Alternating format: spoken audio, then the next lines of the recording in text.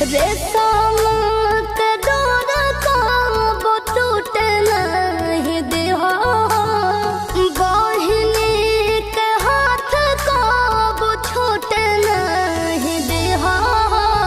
सुख दुख में सब दिन साथ रहबो हम गे, राम जी से मनबो बहिनी तोहरे साथ जानम गे।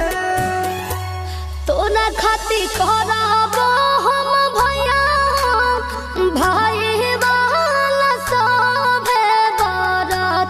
तोरा खातिर करबो हम भैया, भाई